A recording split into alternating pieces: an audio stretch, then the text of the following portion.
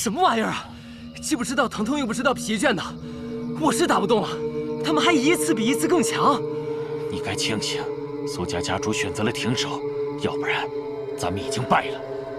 苏成河，他究竟对这些暗河弟子做了什么？行了，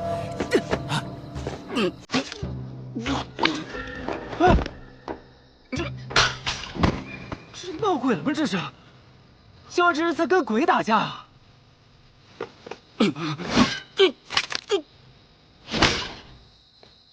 家主，救我！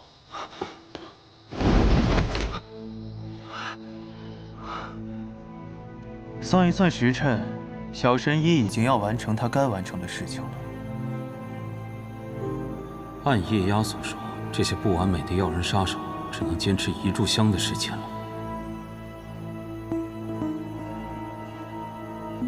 看来今晚注定还需要发生一些更有趣的事情才行。去吧，结束白王府内的这场好戏。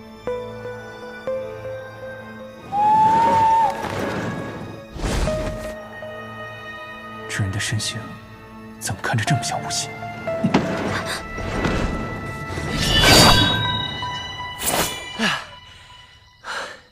差点被这几个籍籍无名的杀手给解决了，说出去还真丢人呢。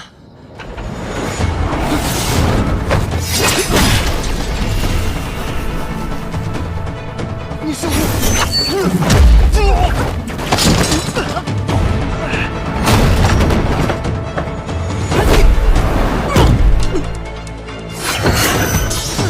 师傅，快走！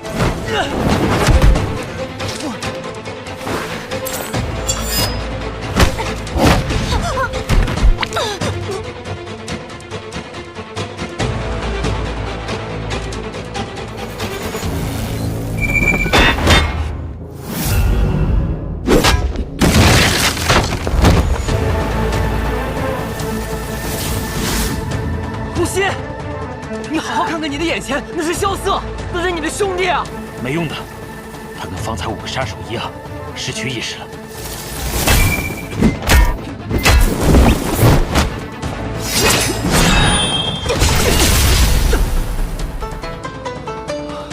这一个打我们4个，这比剑仙还仙了吧？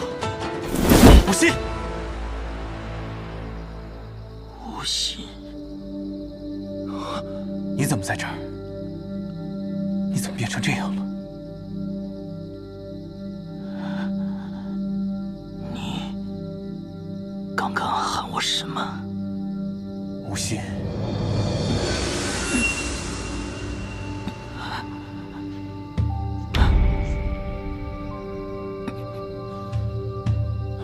看来应该听鬼医的话，此时用他确实是操之过急了。无心，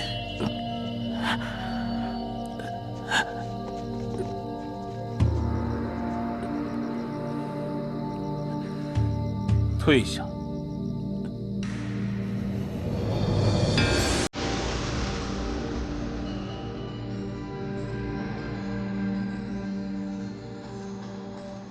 萧雨，你搞的鬼！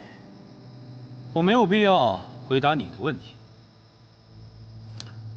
虽然这场赌局最后赢的人是我，可你已经得知你刚才询问的答案了，你应该觉得庆幸。不过，你的那座雪落山庄是我的了。是吗？你为何如此确信你赢了？二哥可是毫发无伤。哦，是吗？哎呀，可惜了，这是我藏的最好的一颗棋子，本想用在最后的。什么？二哥是个聪明的人，但他有个缺点，就是太容易信任别人。他最信任的那个人，带着他走向了绝路。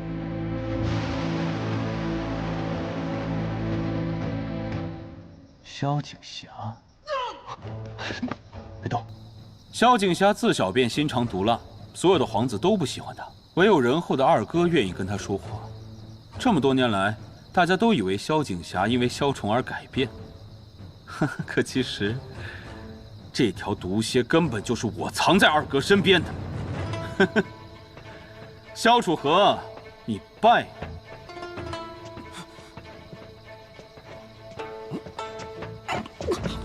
师哥，救我！我败了吗？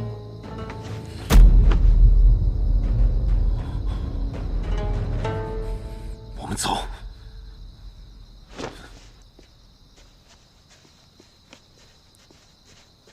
要吃吗？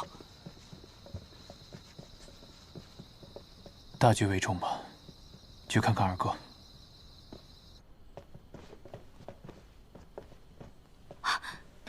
小神医，小神医，怎么样？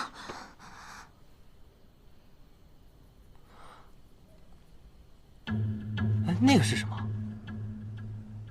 唐门暗器。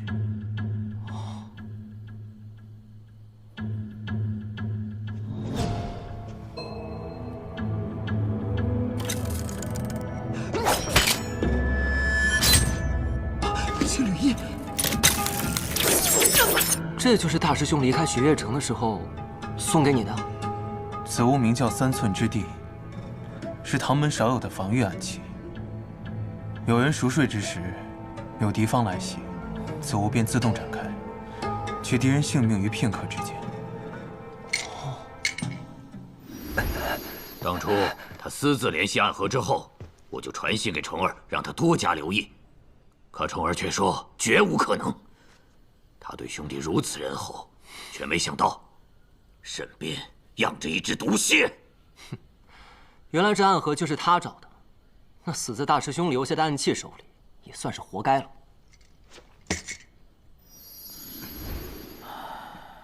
沐春风应该没事，神医如何？我救不了他，要立刻请大夫来看他。先带回雪落山庄，还是送往太医院吧。不可，不能让天启知道神医重伤的消息。那吴昕怎么办呢？先回雪落山庄吧。现在就算把他抢回来了，我们也救不了他。为什么这样都杀不了萧崇？为什么？大王布了这么久的局，本应该是天衣无缝，可萧楚河仍能够找到方法破解本王的局。殿下息怒。白王府是如今天下唯一拥有2位剑仙坐镇的王府了。若是他的眼睛再能够看见了，可2位剑仙也没有天下第一有分量啊！我们要不要？还没到时候，但是不能再等下去了。传信给宫里那位，让他尽快见本王。如剑仙怎么突然舍得抛开江湖，来我这青云殿了呀？我在江湖上游累了，就来国师的青云殿歇歇。不过客人可不能白来。那是啊，我的确是有些见闻啊，要和国师分享。哦，我在江湖上啊遇到了一个精才绝绝的少年，这个人呢是被寒水寺忘忧大师抚养长大的。我最后一次见到他的时候啊，他跟我说他要来天启城。我想啊，如果他真的来了，那整个城里啊都会传遍他的名字，因为以他的个性啊，走到哪里啊都会掀起一片风云的。从他入城之时，我便察觉到了他的存在，并以大龙象之力探之，但很快就被他发觉了，然后就消失得无影无踪。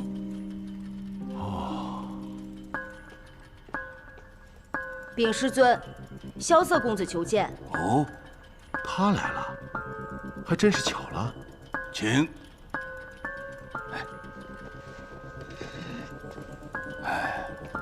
殿下，谢轩先生也在，那可真是太好了。啊？难道又有人受了伤，需要我去医治？是华锦小神医。小神医？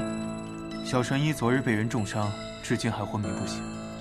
哎呀，那该如何是好？如今陛下的病全靠他给吊着。那他人现在在哪里啊？在我的府邸雪落山庄。那你们找国师还有其他事吗？还有一事。啊，那好，那你们先聊，我先过去看看。告辞。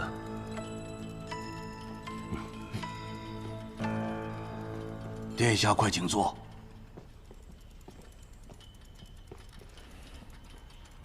晚辈知道钦天监只答天命，不问政事，因此一直没有来拜访您。但晚辈最近碰到一件事，不得不来叨扰国师。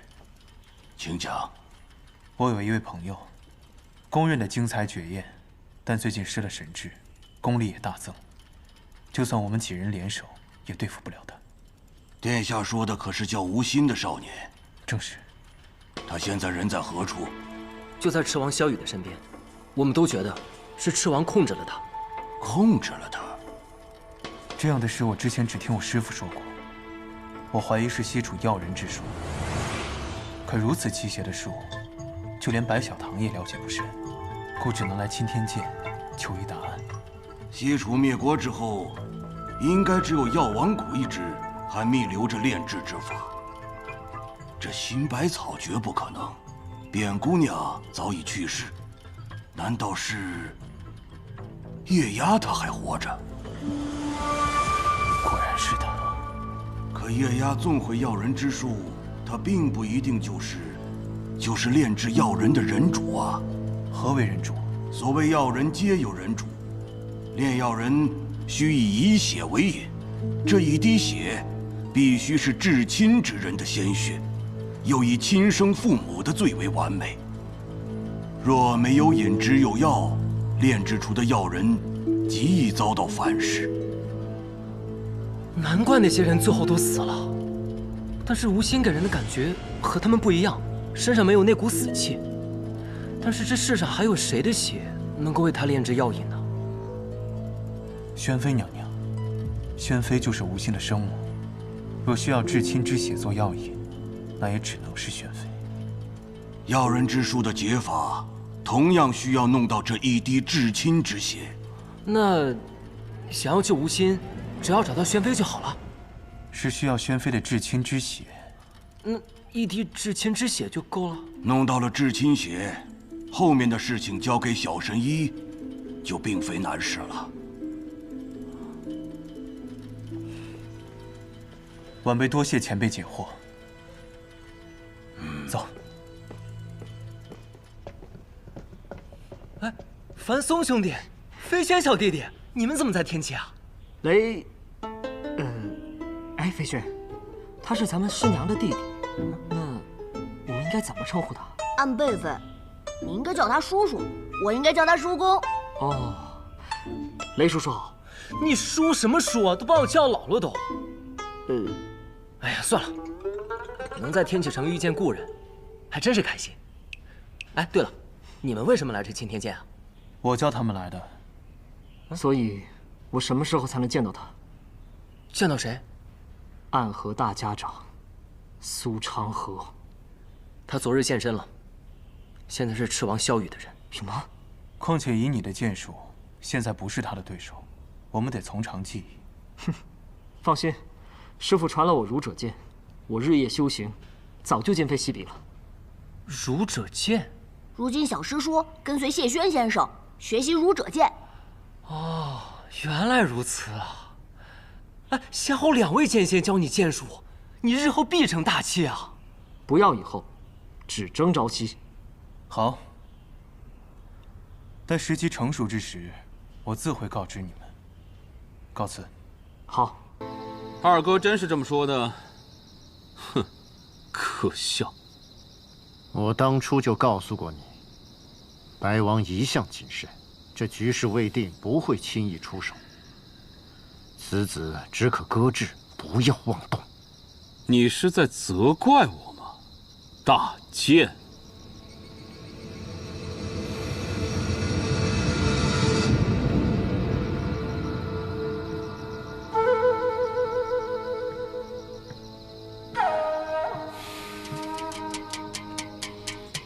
殿下，你就不后悔吗？本王想登天，登天本就没有平坦的路。既然选择了，就不要为任何一个行动后悔。大剑还是想一想，下一步该怎么走吧。我早就帮你想好了，殿下，你还是适合在幕后运筹帷幄，所以，我帮你找了一个打头阵的人。哦，是谁？真正的皇位继承人。是他吗？他竟然还活着！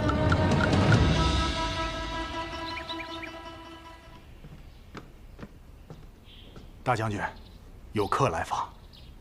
不接。嘘，将军，好啊。退下吧。是。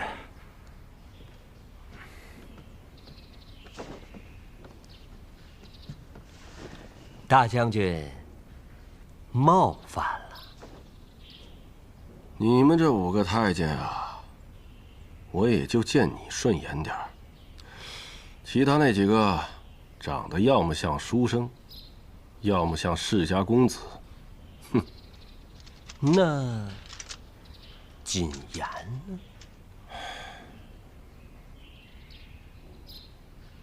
低眉顺眼，笑容谄媚，一看就是奸臣样。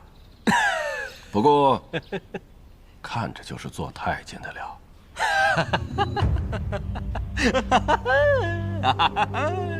大将军，说笑了不是？行了，说吧。公公找我何事啊？若不是什么重要的事情，擅闯将军府，倒也不是什么小事。谨言所来，自有要事。如今明德帝病重，写下新的龙凤卷轴，它自然是迟早的事。良禽择木而栖。现在天启城各派都在选择自己的良主，我来是想问问大将军的选择是？你胆子不小啊！这是公然挑起党争，是死罪。但是输了的人才会死呢。当年陛下获得帝位，难道靠的不是党争吗？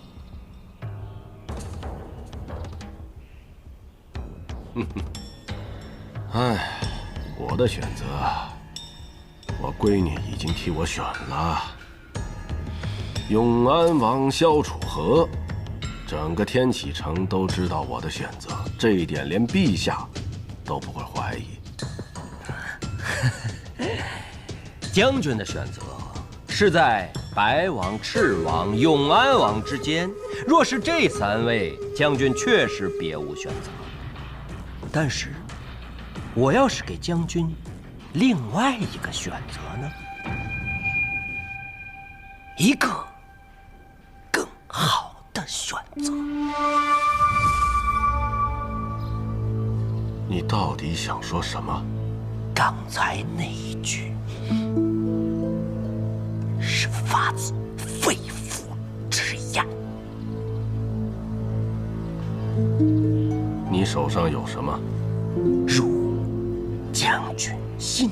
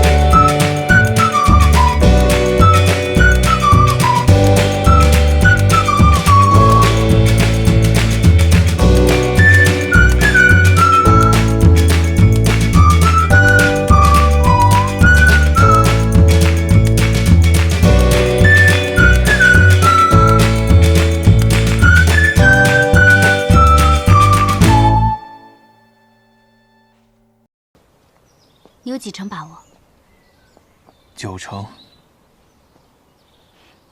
你可以将此事告诉白王，杀了锦玉，就等于把白王彻底推向了我们这边。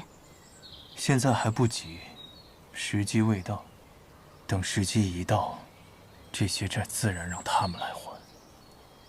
宣妃娘娘给的那滴血，我已经交给华锦了。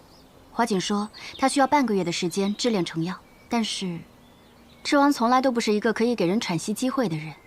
接下来，他会用更激烈的手段力挽狂澜。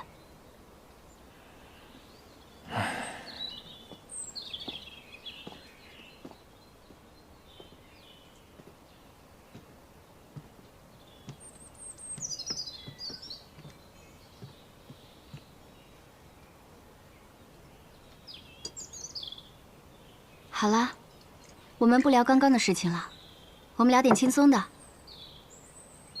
千洛好像喜欢你。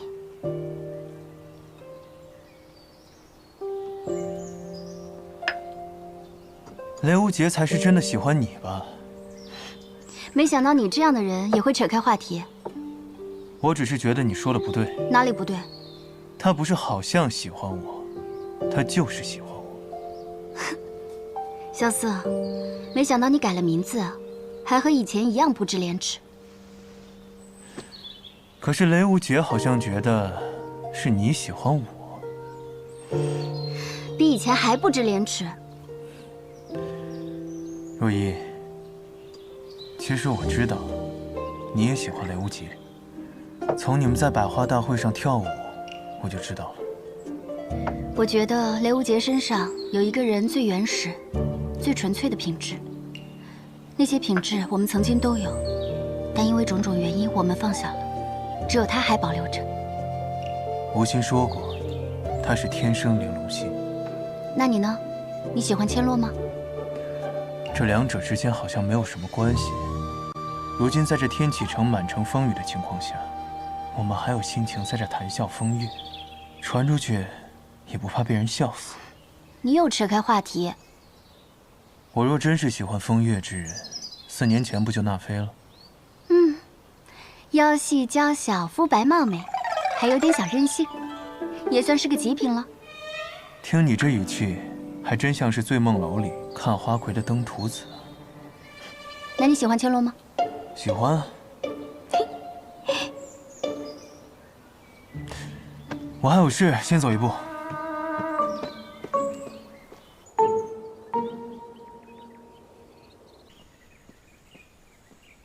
来了。陛下，哎呀，辛苦你了。哎，坐嘛。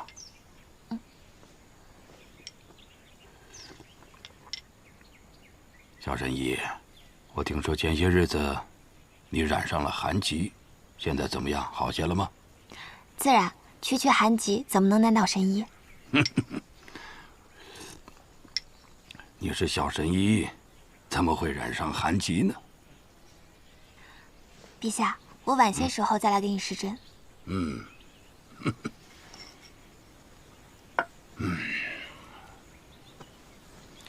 小神医啊，这些日子你在姑侄身上插了太多针了。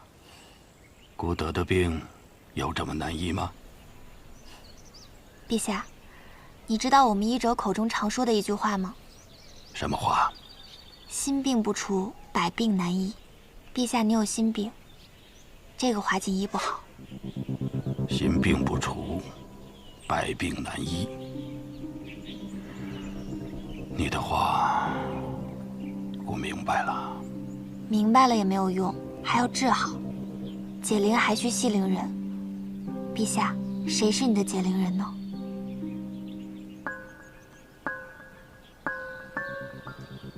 他死了。死了？死了。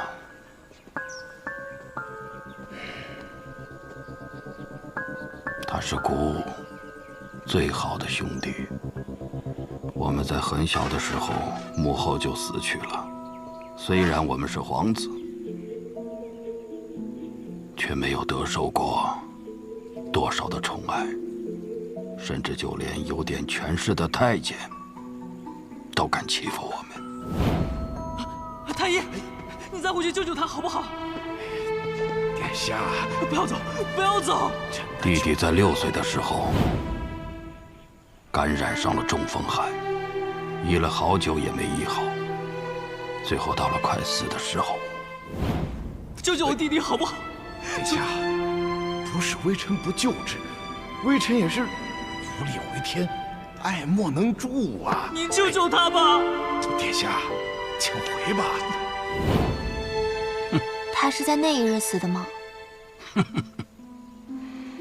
流传在外面的说法是，在那个大雪夜里，我跪在门口，苦苦地哀求那个太医2个时辰。虽然我是一个不受宠的皇子，但是这样的跪礼，对一个太医来说，不是能够承受得起的。最后，把我弟弟从鬼门关拉了回来。陛下，你是个重情义的人，但那是假的，那是姑让太医对外说出去的故事。实际的情况是，那天晚上，姑跪了2个时辰，但她还是坚持要走。于是我拔出了母后留下的那柄长剑，我一剑上去。从那一刻起，我发誓，我再也不要做无人问津的皇子。我再也不要被人踩在脚底下。我要和我的弟弟登上天启的最顶端，让所有的人都不敢低头看我们。后来，我成为了皇帝，我的弟弟成了北黎的大都护。莫说天启，就算北黎，整个的天下都畏惧我们。可是最后，弟弟还是死了。是我杀了他，都是因为我提不起勇气，害怕失去手上那些虚妄的事物。陛下，你为何不自称姑了呢？姑？或许每次想起弟弟若风的时候，才觉得自己不是一个皇帝，而是一个哥哥。只有弟弟在的时候，哥哥才能永远的不孤单。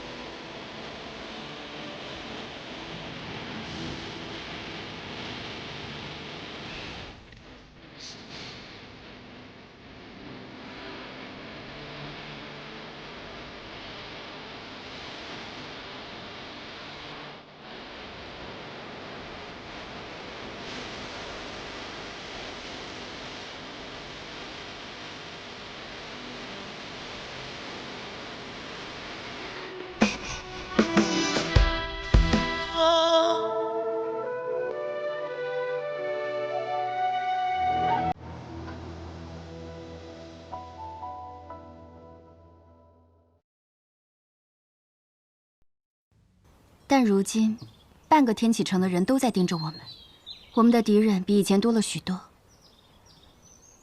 对这纸手书感兴趣的可不止我们一家，相信萧雨那边现在也有很多人在盯着他。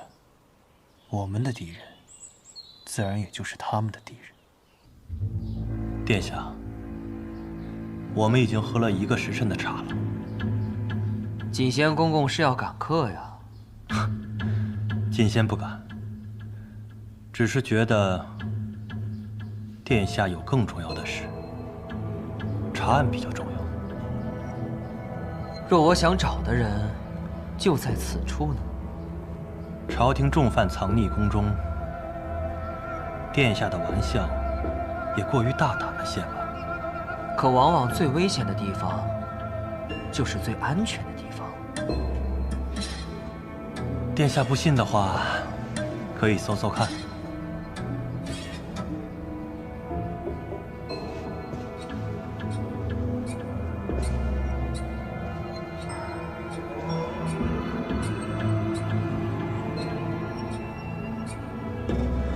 不必了。若长相剑能见到他的话，请告诉他，若想不死，我是他最好的选择。恭送殿下。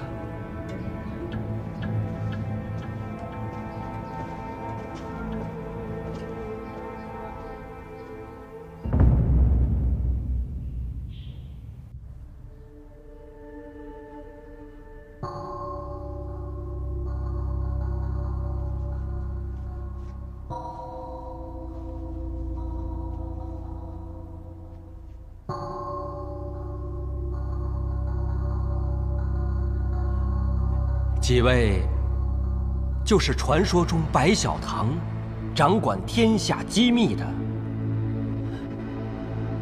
6大铁面关。哈哈哈，真是有幸啊！今天还能见到这么神秘的人物。莫多言，堂主你都见了，不必在乎铁面关。你手上那一纸联名，是目前天下最重要的情报，开个价吧。让卖家出价，未免太狡猾。我想要知道你们的筹码。白小堂向来价格公道，从来都会给最值当的价格。我来求帮我这个师弟，很容易，1条命。能给吗？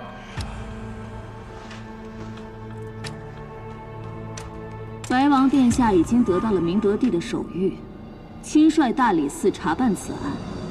今日早些时候，他们去了红清殿，大监锦轩也曾去过那里。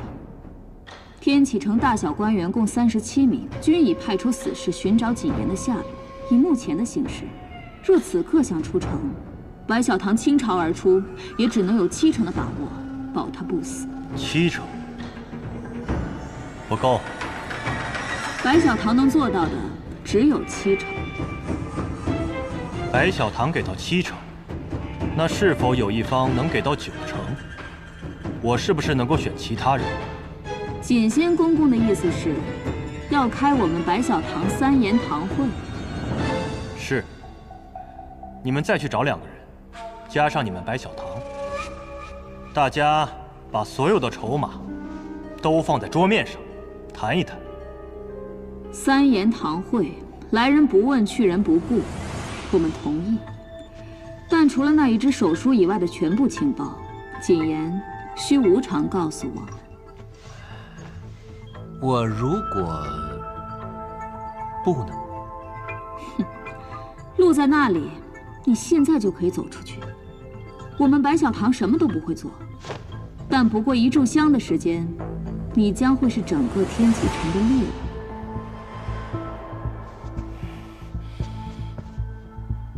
锦仙公公是个聪明人。谨言，说出你想见的人的名字。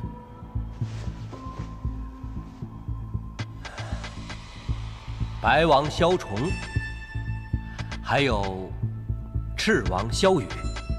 哼，有意思。为何没有永安王？永安王应该没有理由帮我才对啊。倘若他现在见了我，应该立刻杀了我吧。殿下，帖子上写着什么？这个白小棠邀请我去参加三言堂会。参与三言堂会的人，不能透露谈判的半点内容，也不能暴露其他的参与者。如果坏了他们规矩，白小棠会对坏规矩的人找麻烦，被白小棠缠上，是件很麻烦的事情。不过这个三言堂会，我很感兴趣。为何？不费一兵一卒就能拿到手书，这是最好的结果。而且，我已经能猜到另一个参与者的身份。我不觉得锦仙公公会选择他。手持朝廷钦犯做交易，白小棠的胆子很大呀。既然是三言堂，那么邀请的应该是3个人。我猜除我以外，其他2人是萧愁和萧楚河。没有我们，没有。谨言说了，你们是不会放过他的。哼，谨言不成大器。看你一副胸有成竹的样子，又有什么馊主意？若依，明日一早跟我去个地方。好。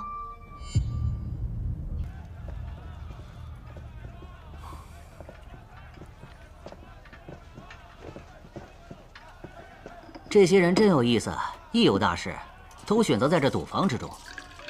千金台是个好位置，四处临街，临的又是小街，街道狭窄，人多且杂。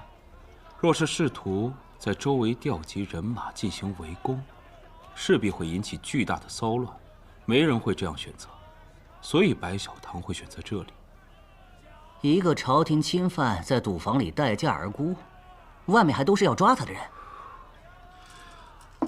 白小棠只管这三言堂会的进行，谁要是做好了万全的准备，能保他一条性命，他就会选择谁。那人的万全准备必须有一条，就是能从千金台安全的离开。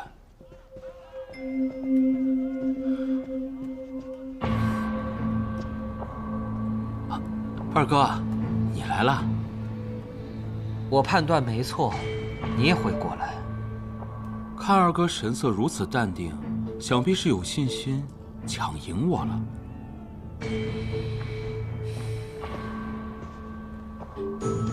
赤王殿下，请吧。二哥，那我就先行一步了，啊？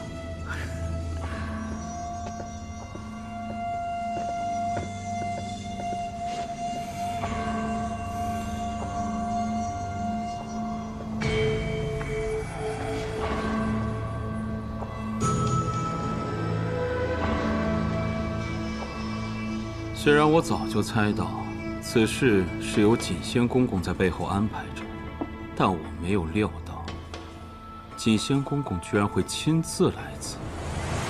即便是白小棠的三言堂会，所有人的去留都会保密，但你的胆子未免也太大了些。我本就未想隐藏自己的身份。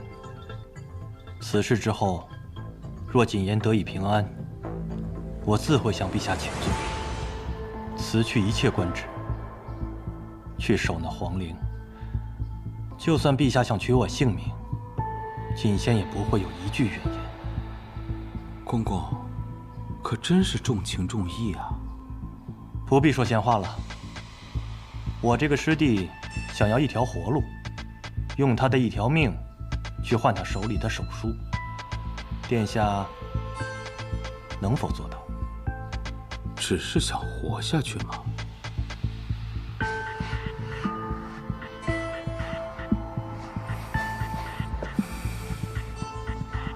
你不想去皇陵，做那个坐等终老的守陵人。你放不下如今的权势，做个漂泊江湖的普通人。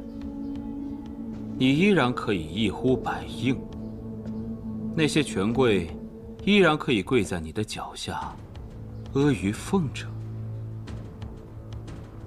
你是掌印剑，你可以得到的更多，为什么只是想活下来呢？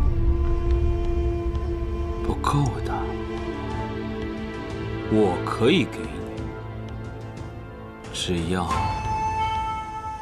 你把那封手书给我，我保你1年不死。那1年之后呢？权势依旧。多谢赤王殿下，那就请在外面稍候吧。殿下此事有几成把握？9成。还有1成呢？二位公公做了错误的选择。世间之事，哪有那么绝对的事情呢？谨言啊，你说了那么多骗人的话，你怎么可能不知道什么话是骗你的呢？姬姑娘，请白往。告辞。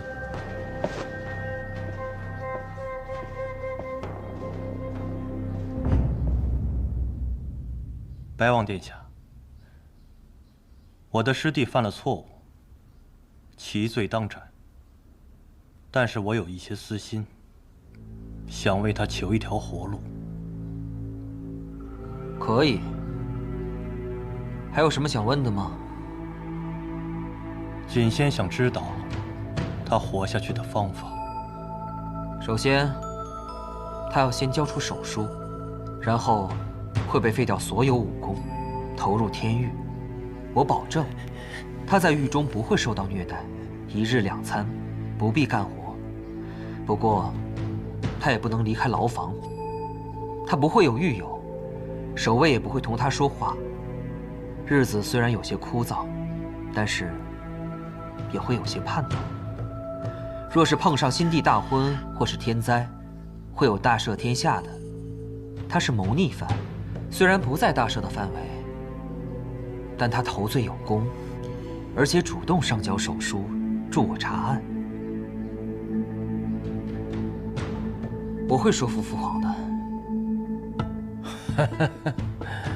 这就是殿下说的活下去。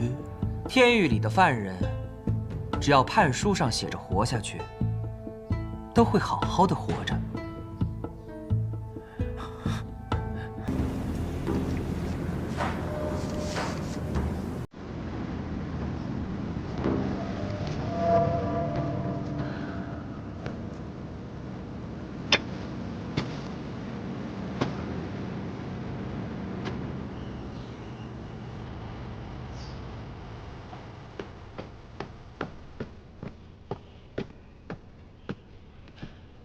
这么着急叫我回来，到底所为何事？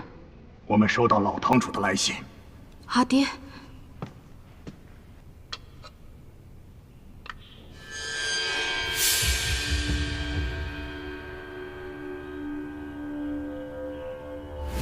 洛清扬出城了。是的，5日前，洛清扬离开了木良城，奔着天启的方向来了。以他的脚程，岂不是很快就到天启了？洛清扬是赤王的义父，一定是赤王让他来的。看来赤王想直接撕破脸皮，让孤剑仙来攻城啊！哎，萧瑟，这孤剑仙在5大剑仙中实力如何呀？比起当日的赵玉珍，他只强不弱。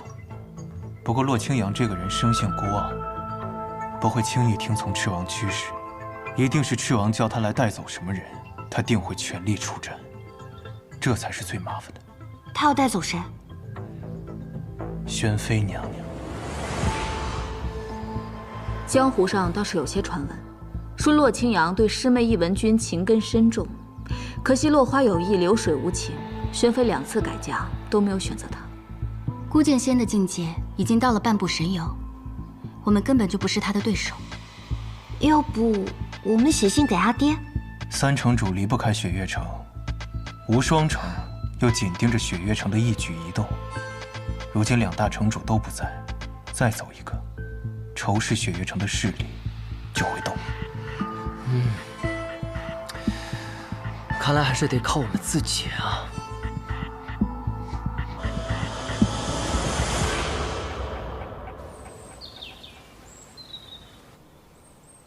通知无双城，这是我最后的机会，也是他们最好的机会。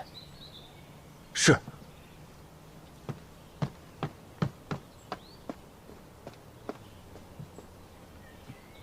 殿下，孤剑仙来天启挑战，怒剑仙前辈不是在吗？为何还要去找无双呢？虽然大师傅和孤剑仙同为5大剑仙之一，但是真比试起来的话，大师傅想要取胜，还是很难。可若是连怒剑仙前辈都不是对手，那无双城的小城主就更不可能战胜孤剑仙了。他若是受了伤，殿下岂不是损失了1员大将？若消息是真的，无双真的可以完全操纵无双剑匣的话，那么他与孤剑仙还有一战之力。不知他们会作何打算？他们，我相信楚河一定也在想他的办法。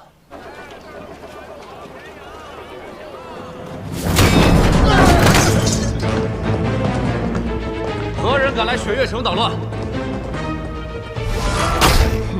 哦，你就是那个无双城的小城主。城主就城主，为什么加个小字？果然是宋叶回的狗徒弟。走！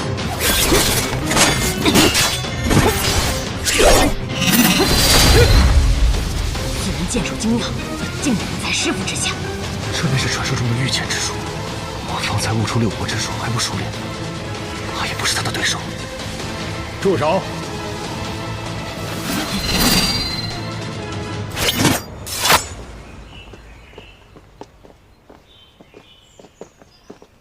无双城主，你来到雪月城，难道是想找我一战吗？期待已久。银霜、青霜、风萧、绝印、杀生、破解、红叶、蝴蝶、绕指柔、玉如意，去！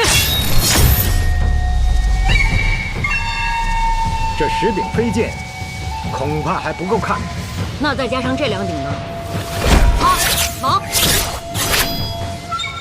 司空城主觉得如何？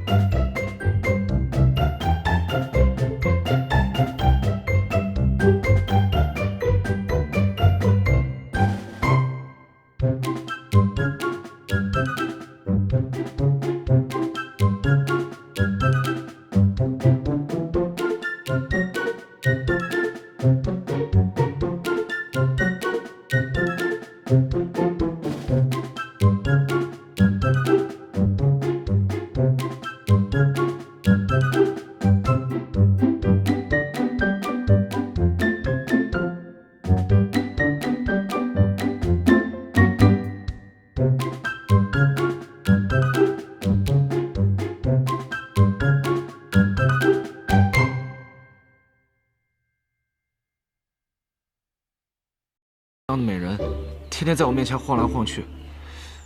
我要是没有动心的话，我脑子才坏了呢。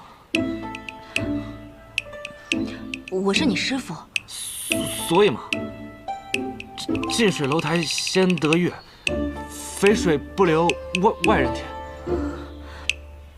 我记性不好，但这诗不是这么念的吧？我早就看你这臭小子有点奇奇怪怪的，但是我没想到你的胆子居然这么大，敢这么跟仙子讲话。你知不知道，当年有多少青年才俊是这样跟仙子讲的，都被仙子给打跑了。不过你说的也很有道理啊。怎么了？徒弟难道就不能跟师傅在一块儿吗？嗯？你给我闭嘴！你跟他说，我不去。有些事情，一辈子只能等一次，上一次放弃了，就不会再有了。师傅说的对。哎，臭小子，嘘，闭嘴！看来燕子有回时，爱卿无归日，替我师父遗憾一下。告辞。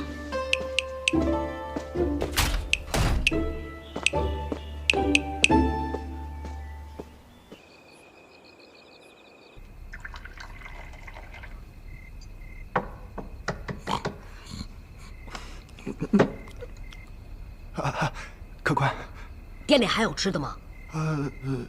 真是对不住啊，客官，厨房早就停火了。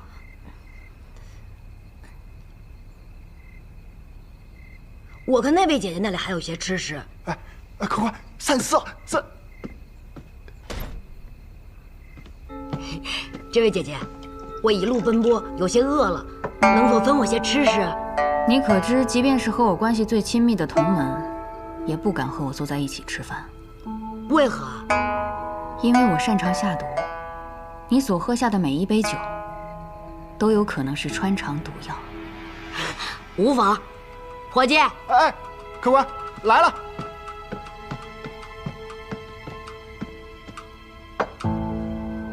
酒杯。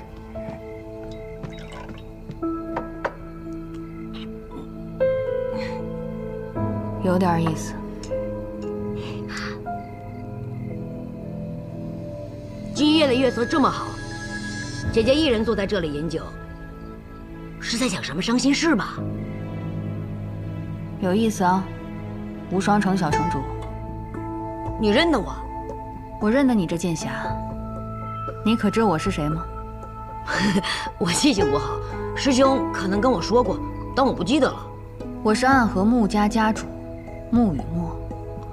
原来如此，素闻暗河穆家美女甚多，今日一见，传言不虚啊！真是个惹人怜爱的小孩子。我若是再敢往姐姐身边靠近一寸，姐姐就会折断我的手脚吧。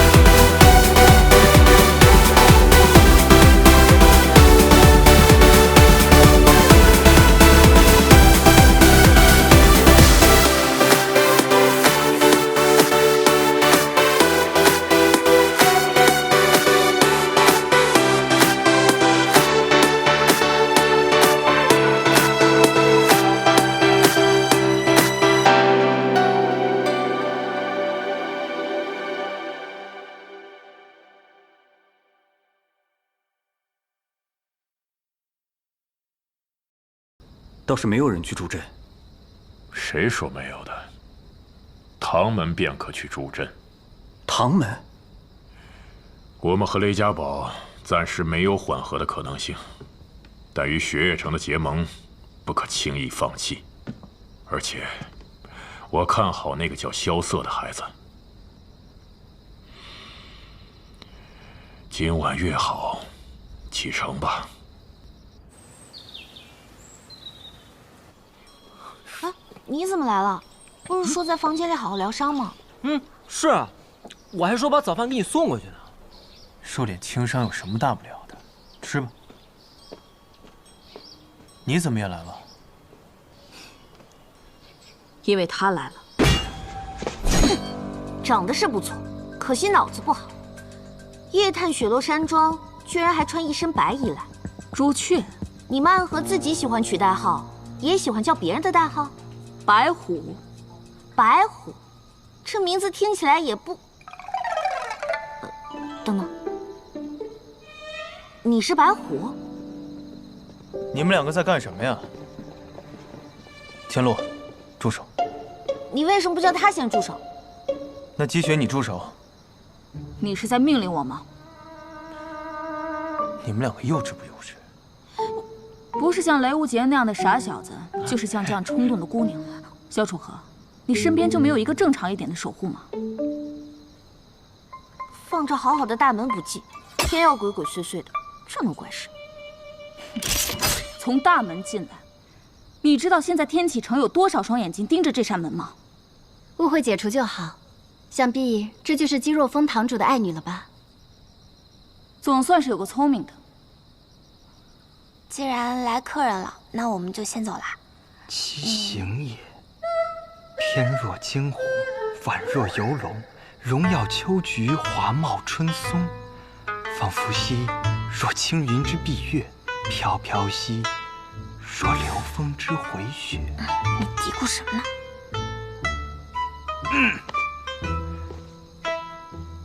这位姑娘，在下神医华锦弟子沐春风，幸会幸会。我知道。原来我已经这么有名了。哎，可我还没认识姑娘呢。积雪，小生今年20有1，不知姑娘芳龄几许，可有婚配？小生尚未婚。你也不打听打听别人是谁？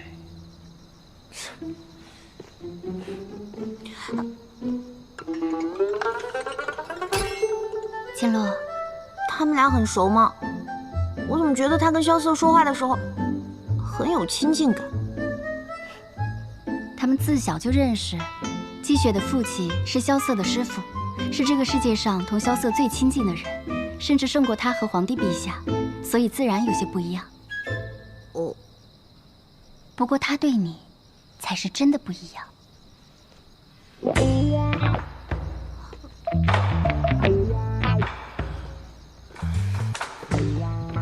对我也不一样吗？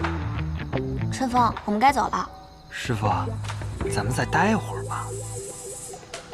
陆公子，这位积雪姑娘真有如此漂亮吗？世间女子，我从未见过如此脱俗之人。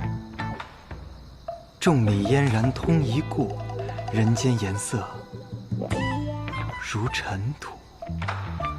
尘土？尘土。啊，走了走了走了。师傅，咱们再待会儿吧。查的怎么样了？你让我帮你找的人，我帮你找到了。他在哪儿？远在天边，近在眼前。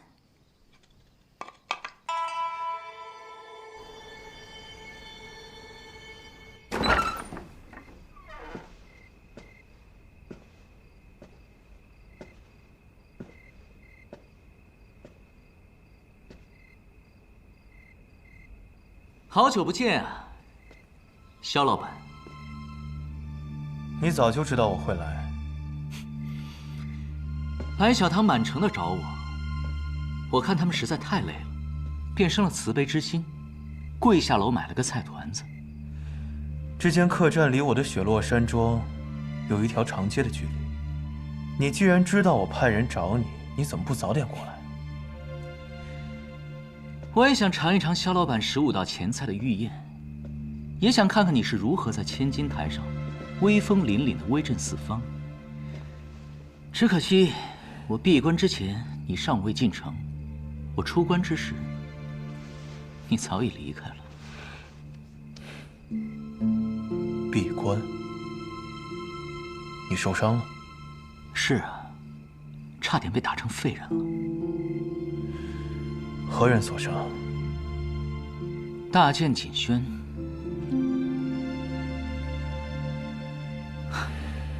怎么？你每次危难之时，都有我从天而降，而我危难之时，你却并未出现，心生愧疚，想替我报仇啊？你之所以会被锦轩打伤，说明你入宫了，那我就没猜错。你这次来天启，是为了找宣妃娘娘。肖老板，你变了，开始变得直接了。你明知这是我不愿提及之事，应该装作不知道的。你不应该小看皇宫那些高手，尤其是五大剑，没有一个是好对付的。还有很多大内高手，连我都没见过。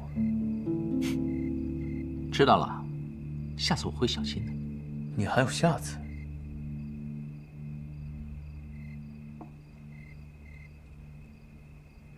无心，你这么想见宣妃娘娘，是想当面问她一些问题，还是想带她走？唉，她会愿意随我离开吗？皇宫之中锦衣玉食的，哪里像我们天外天？其实是一个苦寒之地。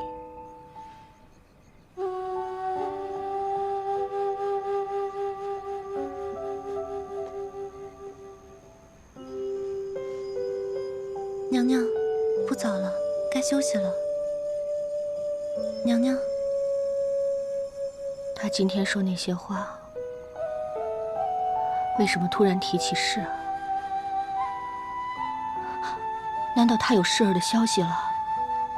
也许赤王殿下只是随口一问，娘娘不必在意。是啊，这么多年过去了，也许世儿早就把我这个不称职的母亲给忘了。我又有什么资格妄想能再见她一面呢？其实宣妃娘娘跟你想象中的不太一样，她是皇宫中的异类，从来不参加任何宴会，在宫中与其他人并无什么交集。我记得我小的时候，曾经误闯过一次她的院子，她请我吃了一盒糕点，然后带着我看了一下午的天。一下午的天？她说要是能变成一只鸟该多好。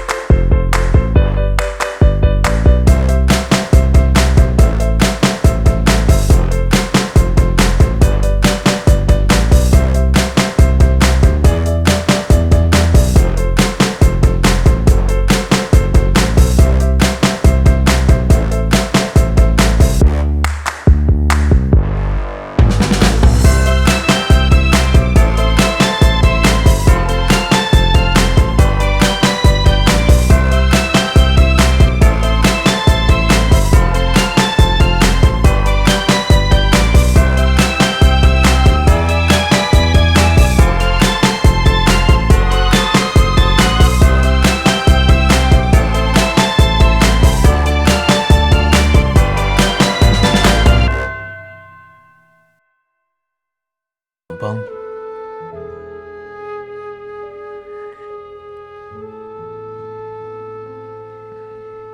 要不然这天启城中，谁还能帮你呢？果然，肖老板是心疼无心的。我是希望你尽快解决你的麻烦，别到时候给我添麻烦。口是心非。这些都是我在各处收集的香料，公公若是喜欢，尽管拿去。六皇子为何如此客气？奴才我有些心慌了，有话不妨直说吧。好。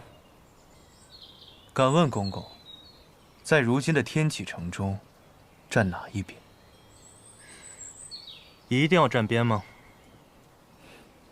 在这场胜负当中，能活下来的只有赢那边的人。这件事没有中立的可能性。殿下一定很清楚，无论站哪一边，若皇帝驾崩，5大监都要去皇陵守灵。难道公公愿意去守灵？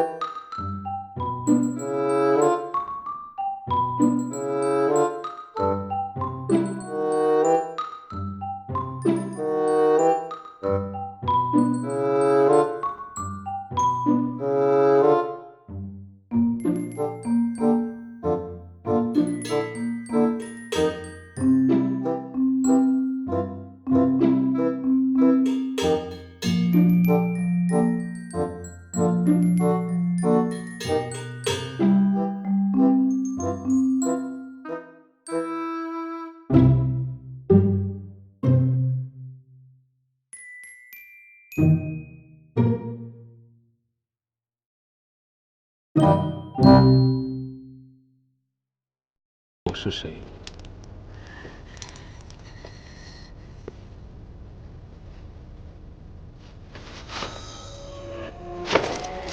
真是一个强大的女人，就像你的美貌一样，第一次见了就让人念念不忘。我是不会让你得逞的。你知道我是怎么跟明侯说要把她变成药人的吗？我告诉他，如果他要反抗，你将永远被锁在这里，混着血液的腥臭、老鼠的尸体，还有蚊虫的噬咬，慢慢腐烂。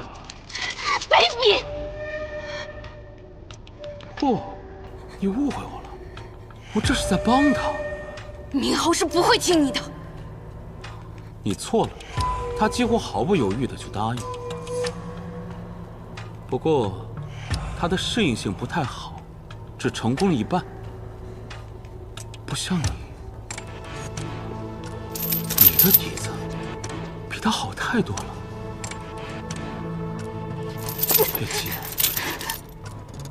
你是一个天生的杀手，但杀手是不能有心的。本王已经找到了一个最完美的武器，很快，他就会变得跟你一样。月姬，留给你的时间不多了。第8名，雪月城弟子谢延树；第7名，温家温良；第6名，唐门弟子唐泽；第5名，雪月弟子司空千落。哎，师姐不错啊。第4名，望城山弟子李凡松，这家伙进步也挺快。第3名，雪月城弟子雷家堡剑仙种弟子雷无杰。我的名号可真长，霸不霸气啊？厉不厉害？我第3名呢，我。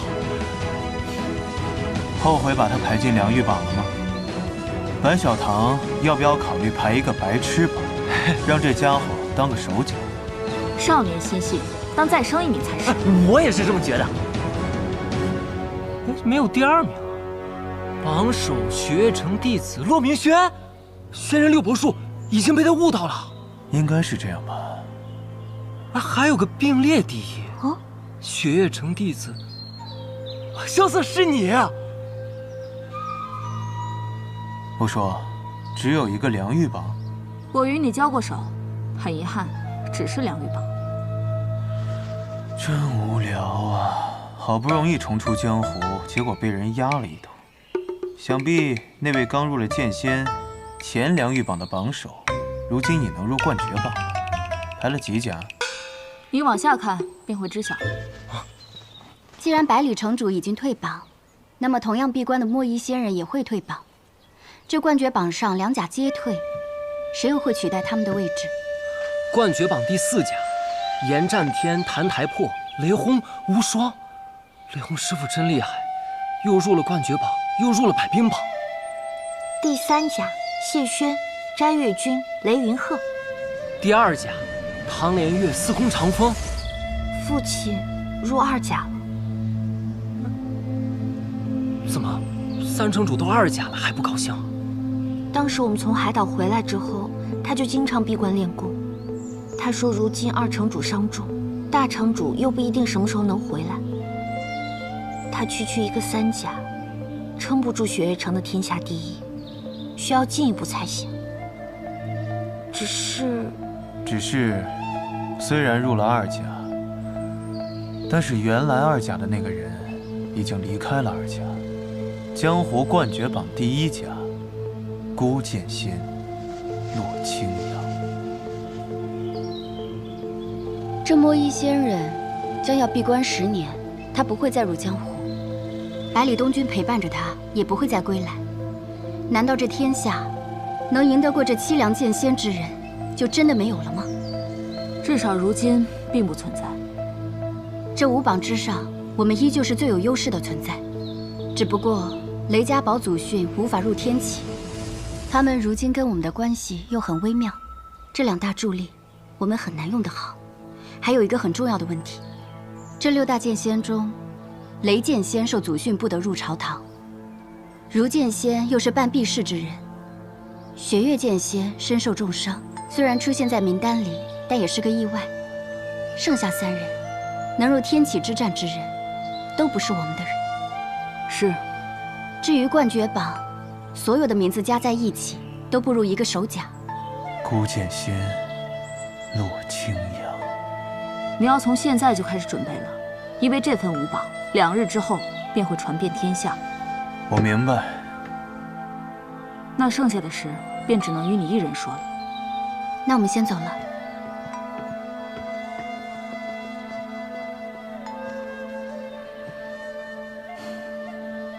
白王府，我建议你不要去。为何？如今的天下，只有白王府的势力拥有2位剑仙坐镇。白王一旦恢复光明，对你不利。人生在世，趋利避害。可我萧瑟不是凡尘之人，所以2哥这忙，我一定会帮，不管对我有没有利。因为当年的那件事，你一直有愧疚。2哥这些年做了很多事，我不认可，但他不应该是个瞎子，我必须帮他。其实你的答案我早就已经猜到了，我来告诉你这些，只是希望你提前做好准备而已。好。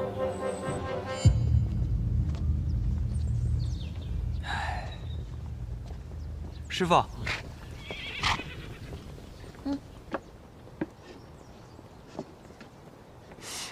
我们是去看病，又不是去杀人，带剑做什么？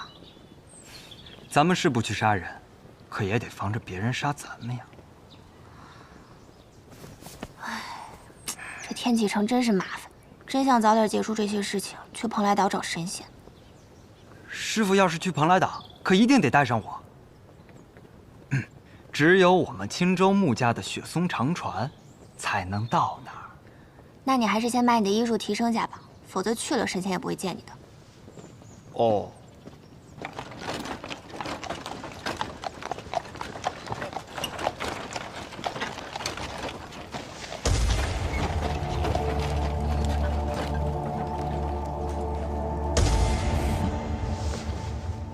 这个小神医的确有些麻烦，他本不该出现，也是时候该消失了。你觉得呢，大家长？可以。当初大家长说助我灭掉雷门，也说可以。前几日说替我杀掉董太师，也说可以。但是雷门还在，董太师也活得很好。大家长，暗河的杀手们是不是需要更强一些啊？殿下，你是觉得我暗河未曾尽力？不，我的意思是，我有一个方法，能够让暗河的杀手们变得更强。大师傅，你终于回来了。所以，查出来那些暗河，是听谁的指使了吗？哎，我猜啊，这应该是萧楚河演的一出苦肉计。不会是老六，定是老七从中作梗。这赤王能有那么大的能耐吗？静霞，我说过很多次了，不要小看老七。所以，现在的事情很糟糕吗？原本朝中多半大臣是支持我的，可老六回来之后，监国和国师都已经表明了态度，他们都闭门谢客，不至于瞬间倒戈，但也都在审时度势。至于江湖中嘛，唐门和暗河已经不再支持我，剩下的只剩下无双城。王爷，小神医到了。传。是。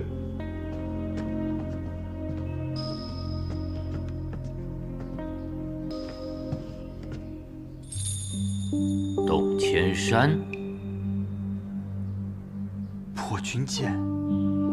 怎么？师傅，此人是怒剑仙严战天，不就是来看个病吗？至于把剑仙都请来护法吗？嘿，我师父凑巧今日归来，还请神医不要多想。不妨，只是我看病不喜欢外人在这里。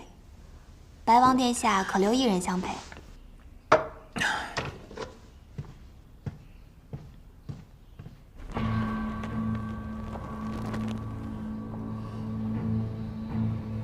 能看见些光亮吗？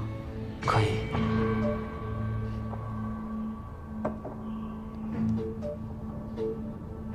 那这样呢？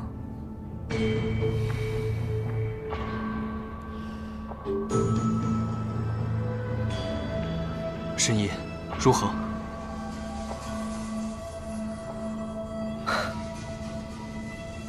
无妨的，本王已经下了这么多年了，已经习惯了。这次只是试一试，医不好也没有关系。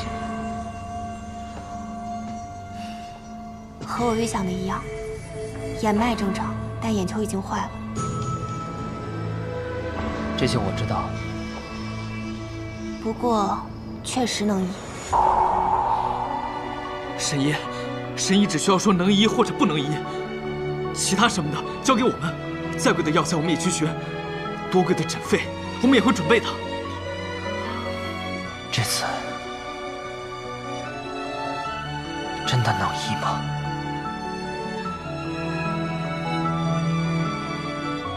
我以药王谷第11代药王的名义告诉你，能医。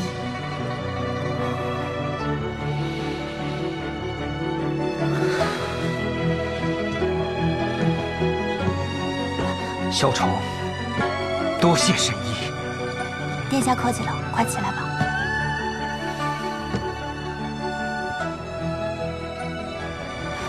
至于这方法，具体怎么做，神医与我商议便是。百王府这边定当全力配合。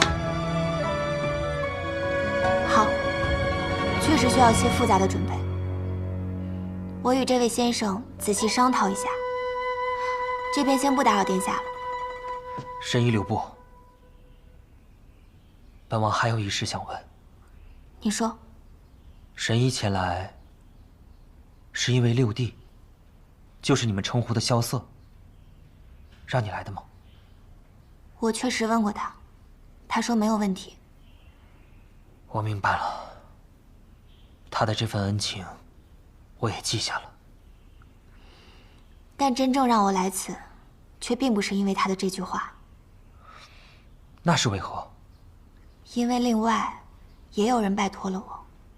哎呀，神医如此年轻，是否愿意留在太医院中啊？陛下，我们药王谷是不让当官的，这是祖训。为什么会有这样的祖训呢？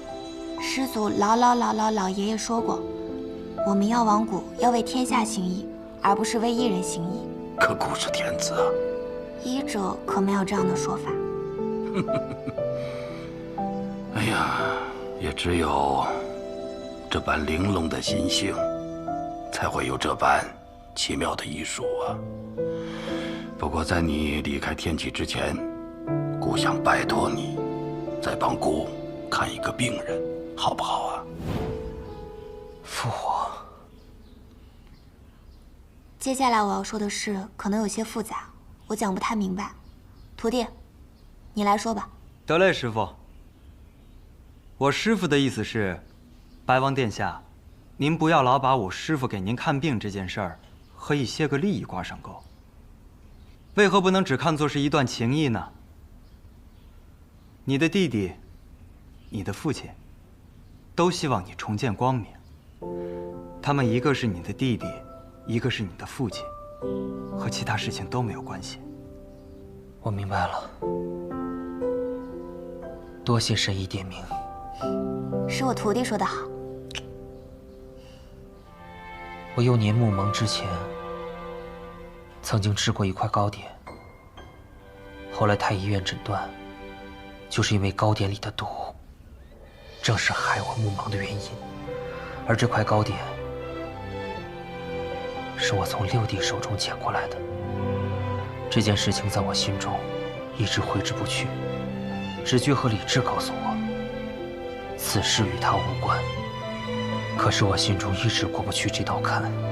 此事你更不应该怀疑萧瑟，他其实一直对你心怀愧疚，尤其是他觉得那块糕点本来不是给你的，所以啊，他一定特别希望把你的眼睛治好。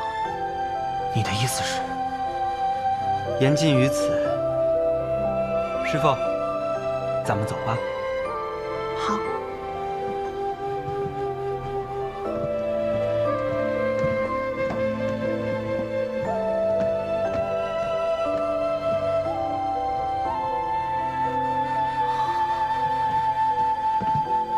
我先送神医离开。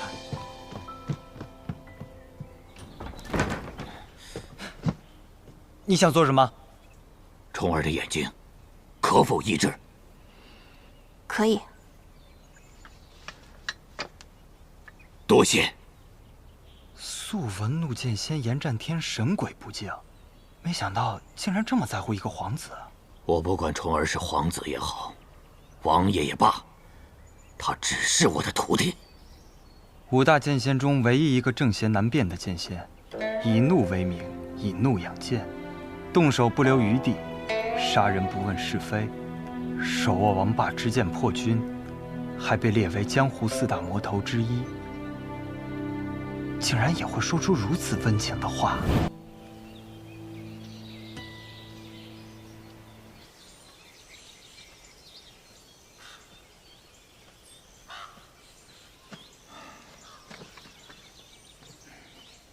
皮春叔叔，这无聊的日子，厌倦了吗？你说呢？我这刀都要锈死了。是有点怀念天启了，想去千金台赌一把，再去碉楼小筑喝一杯，再去彩云追月阁睡一觉。瞧你这点出息，王爷怎么生出你这样的儿子？我这不是在这儿过过嘴瘾吗？现在看来，只有萧瑟那家伙当了皇帝，才能把我们招回去了。那也未必，我们可以自己回去。据最近传来的消息，明德帝最近病重不起。病重不起，王爷有什么打算吗？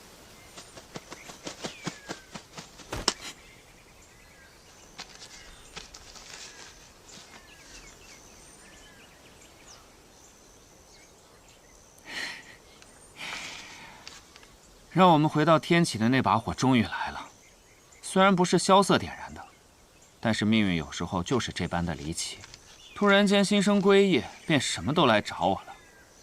那便归吧，策马扬鞭，直逼天启。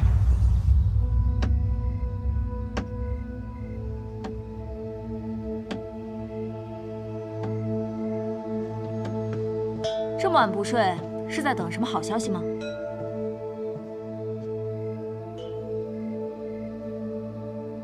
你来了就肯定没有好消息。行，你既然这么说，我现在就走，不给你添堵。开玩笑的。你的好兄弟蛰伏多年，最近似乎有些不安分了。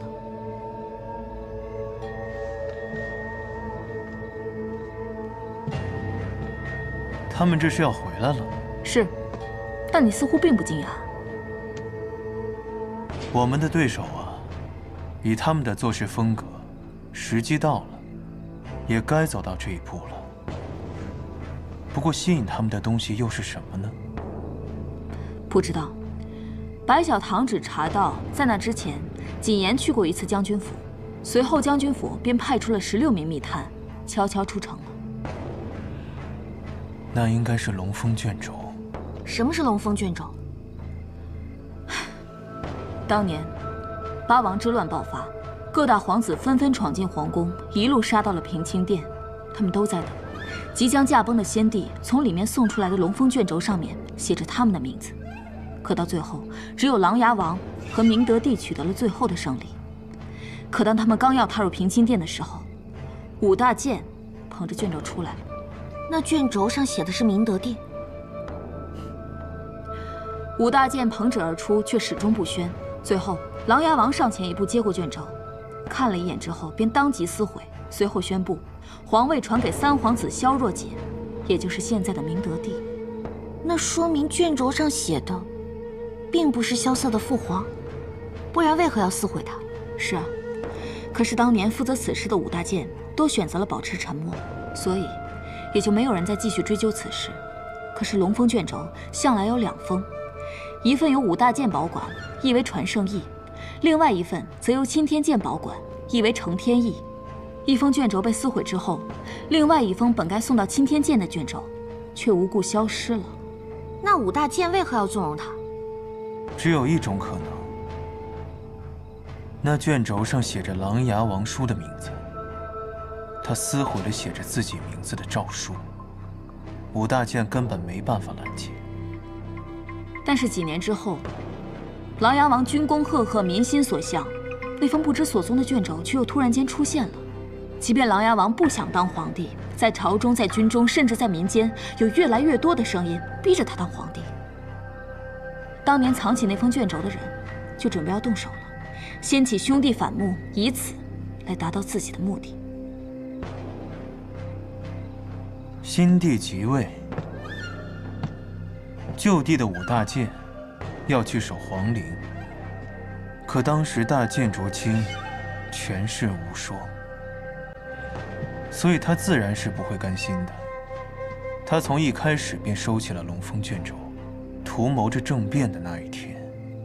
我想，当年琅琊王叔一案，应该也是他一手挑起的。只是他没有想到，他的卷轴还没来得及亮出来，琅琊王叔就死在了法场之上，而他也在1个月后死在了皇陵。这些事，百草堂可没有查到。因为当年伤我的人就是锦轩，而锦轩是卓清最亲近的弟子。卓清死后，龙峰卷轴再次下落不明，我想八成就是落在了他的手里。而这锦言又是五大剑中锦轩最得力的走狗，他能说动将军府，除了知道琅琊王叔救军的下落之外，手里应该还有足够的筹码。我唯一能想到的，就是龙峰卷轴。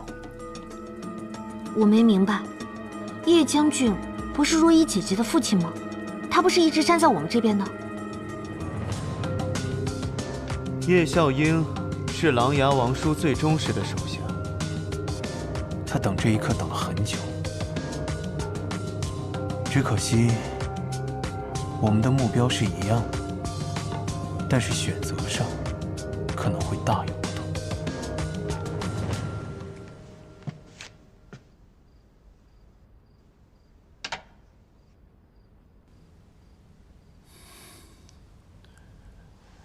闺女，我遇见他那一年17岁，我是天启一屠户的儿子。当时我拿了一把砍竹的刀，就这么看着他。他对我说：“我见你屠刀诛羊，却有在天下之气，可愿与我同战天下？”我却回了一句：“买肉吗？不买滚！”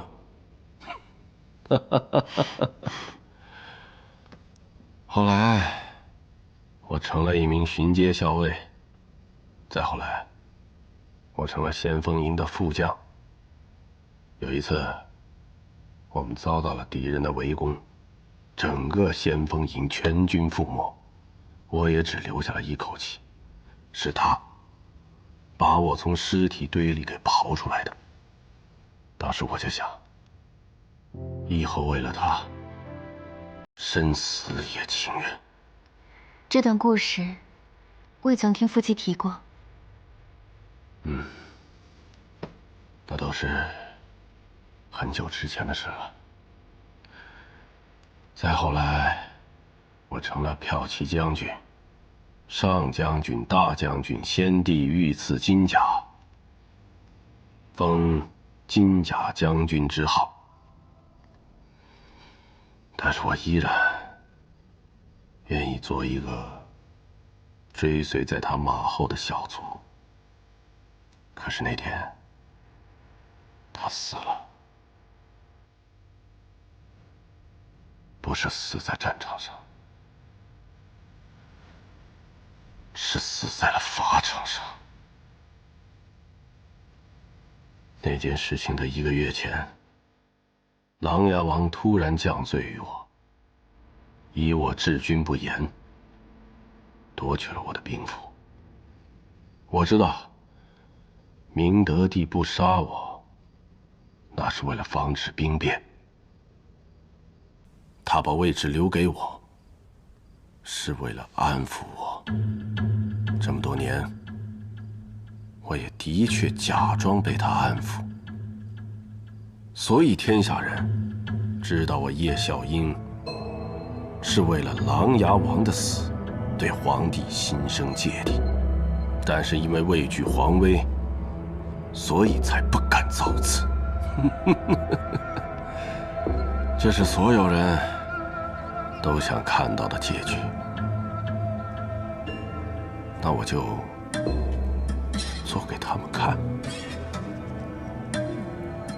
父亲为何今夜这么多感慨？若依，今天我会派一队精兵护你出城，你先离开天启一段日子。为何？他的病情一直很糟糕，随时有生命危险。再加上，如今天启城中几位皇子争斗的又厉害，我生怕会出现一些变故。变故？父亲，你何时害怕过变故？你一直期待的不就是变故吗？我一直在帮助萧瑟，父亲你也是默许的，为何突然要送我出城？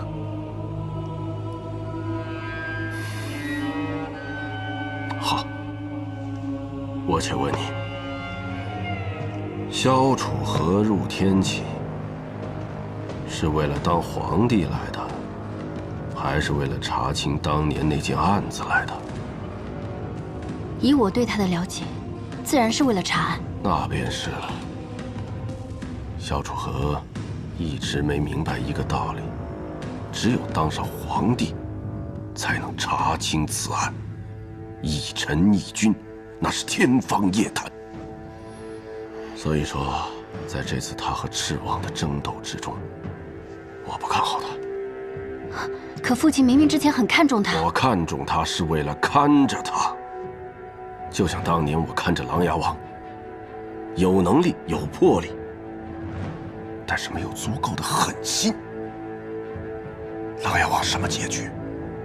琅琊王死了，被他的亲兄弟杀死了。同样的事情，我不想看到第二次。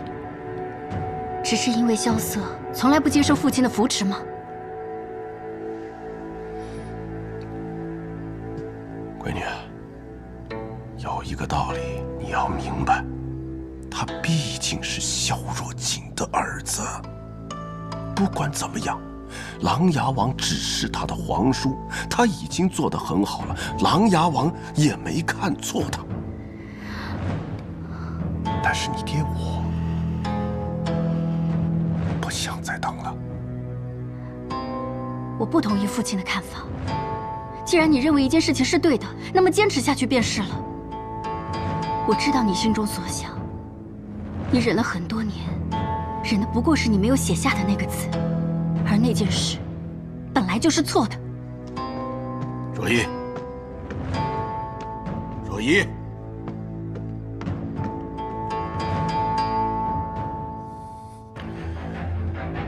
还是一帮孩子。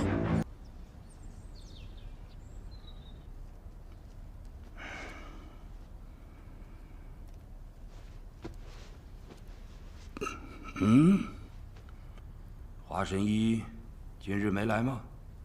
回圣上，华神医昨天偶感风寒，担心传染给陛下加重病情，特让徒弟沐春风前来诊治。回去禀明神医后，再决定如何诊治。严重吗？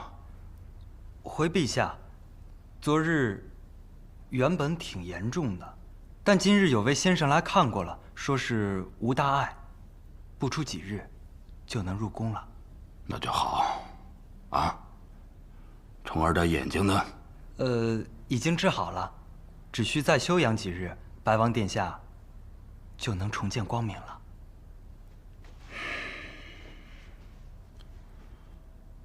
华神医的病跟这件事情有关系吗？陛下，微臣担心此事会惊扰到陛下，故欺瞒了陛下。是谁动的手？是九皇子殿下，他伤了华剑神医后，还想伤二皇子殿下，后被百王府设下的机关所杀。老九，他不是向来都跟老二最亲近的吗？臣等也不知道其中缘由。陛下，请陛下节哀。老九。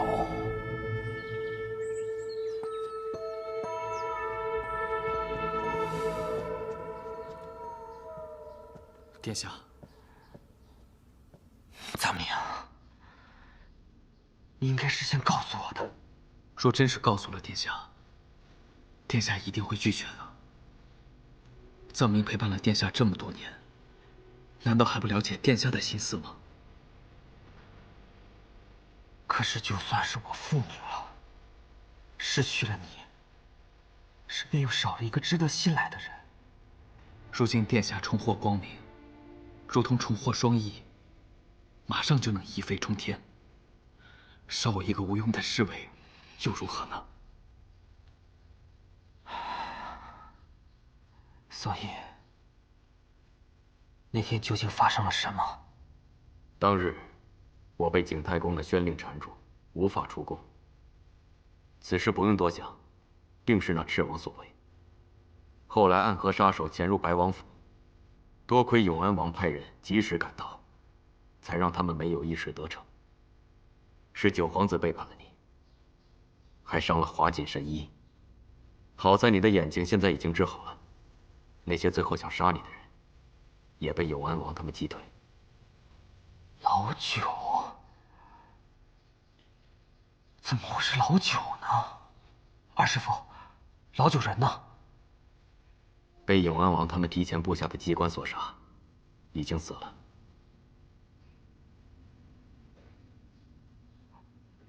老九死了。来之前，我见到了永安王，他与我讲了这一夜的经历。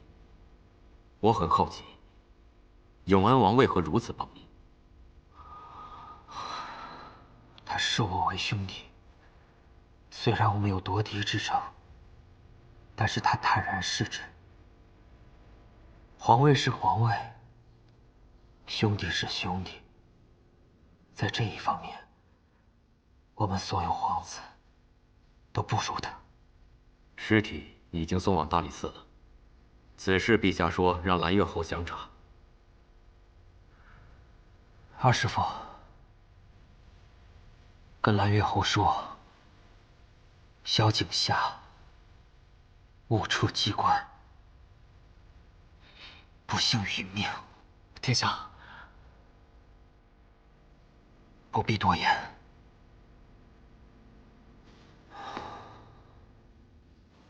多谢谢轩前辈为华锦疗伤。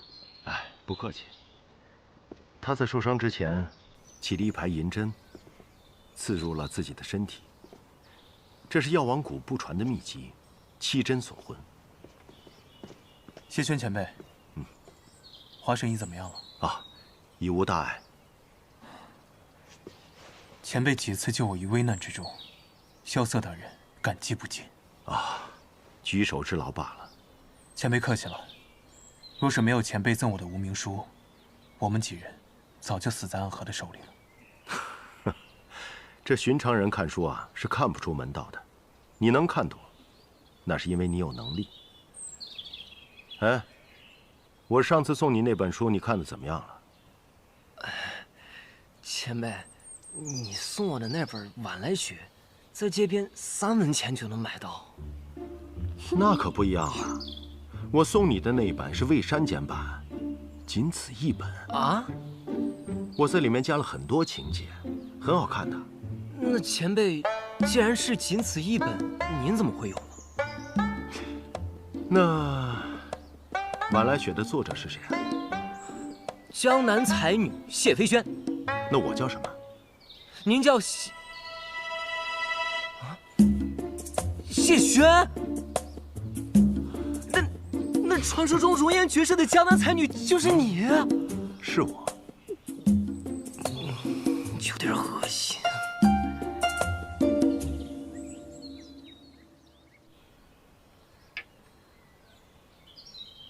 你想去后宫见宣妃？你了解宣妃她是什么人吗？我只知道，她是父皇最爱的女人。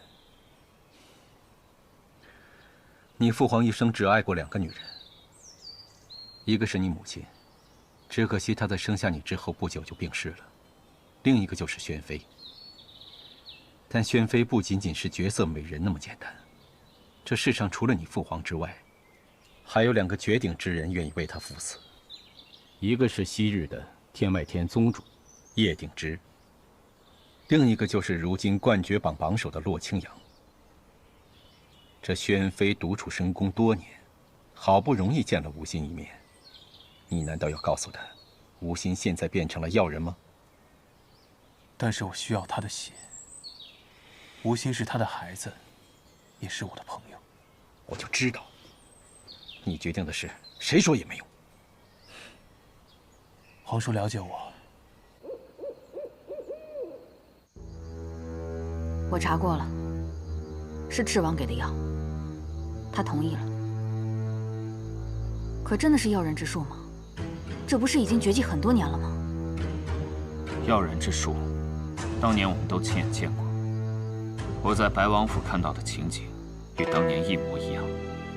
而被作为药神的人，结局你也都应该知道。他曾经说，要带领我们暗河走向光明，彻底摆脱杀手的宿命。可为何他会变成如今这个样子？他的欲望太强了，有时候欲望会推动我们前进，但有时候会带领我们走向灭亡。当初你说过，不让暗河卷入这场纷争。事已至此，无法回头了。选白王。我不想进天狱，不过是失去武功跟几年的自由。从天狱出来，你仍然可以过你逍遥自在的生活，他们也不会再打你的主意。我也可以护你周全。可是，为什么只是想活下来呢？你可以得到的更多。你是掌印剑，活下去不够的。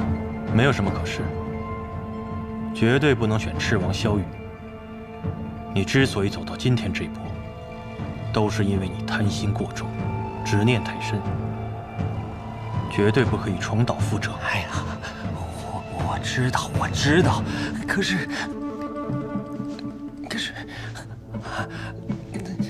我不想进天狱啊！天狱，你给他的唯有这个结局。他可比很多人更了解那个地方。朗朗乾坤，青天白日，二位王爷好生悠闲，不去办公，来这赌房干什么？萧楚河，你来这里做什么？既然来这赌房，自然是要参与赌局。哼，你们有人微直，有人幼稚，而我就不一样了。你哪里不一样？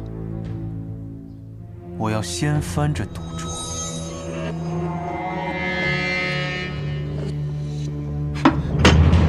锦仙公公别紧张，是我。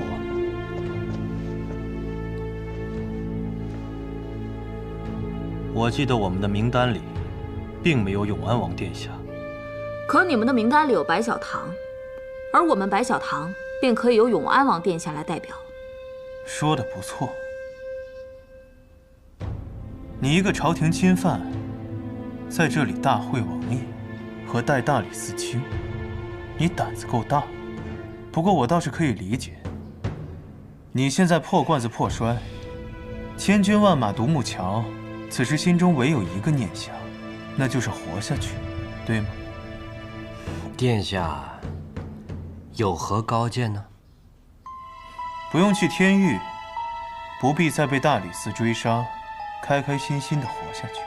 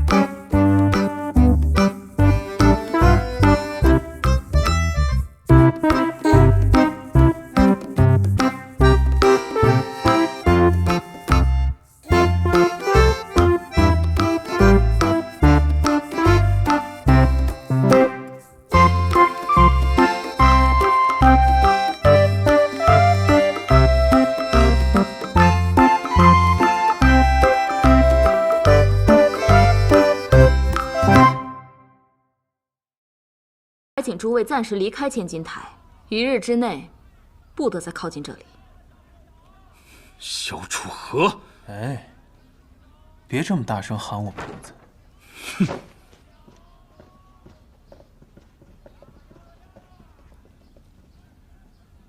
你给了他们什么条件？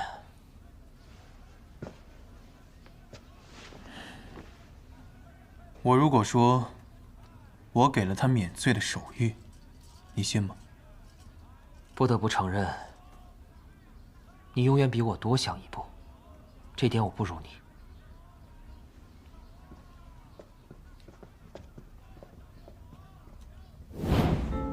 此事，姑已经交给你的二哥去查办了。父皇让二哥去办此事，是因为需要有这么一个举动，来安抚朝野上下的心。可若是二哥真的查到了呢，并且把手书呈上来了，那这份手书该如何处置？难道当着文武百官的面，宣读上面的名字，治他们的罪吗？你需要什么？我需要一份密旨，一份赦免谨言死罪的密旨。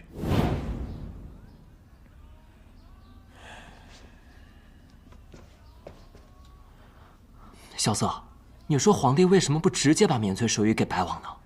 白王现在带大理寺卿，一举一动都被人盯着。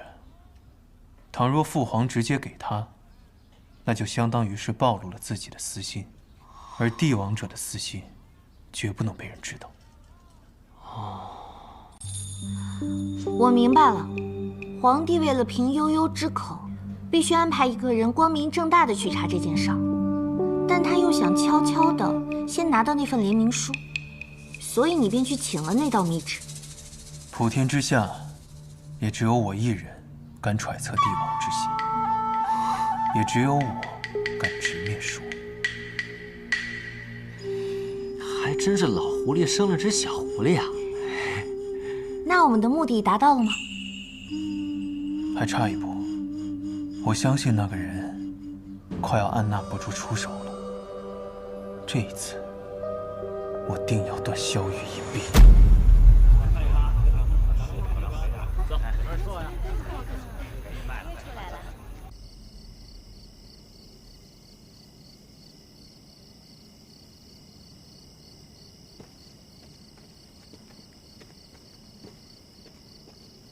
两位公公还是如此谨慎啊！我已经给了这么多筹码，但还偏偏要走这夜路。王爷误会了，谨言只是走夜路，走习惯了。锦仙公公也要跟着吗？锦仙不才，只想再助一臂之力。那便有劳公公了。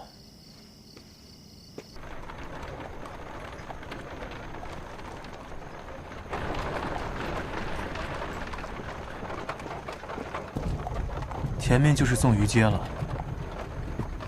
我感受到了，这里的气息可以用4个字来形容：魑魅魍魉。锦仙公公形容得当。哎呦，我这听你们说的，怎么这么吓人呢？吓人吗？你这辈子也害死过不少人，你知道这些人在临死之前心里有多恐惧吗？哎呀呀呀呀呀呀呀呀！都这个关头了，你就别再教训我了。我自知罪孽深重，罪孽深重，但是我还是想活下去啊。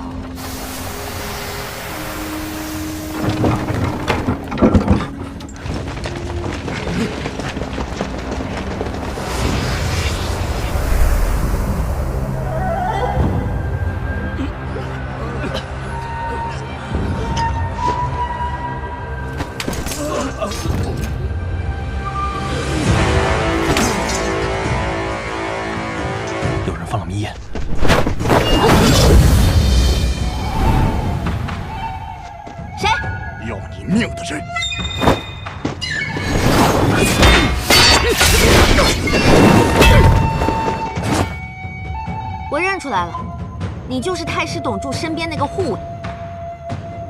太师也在明堂。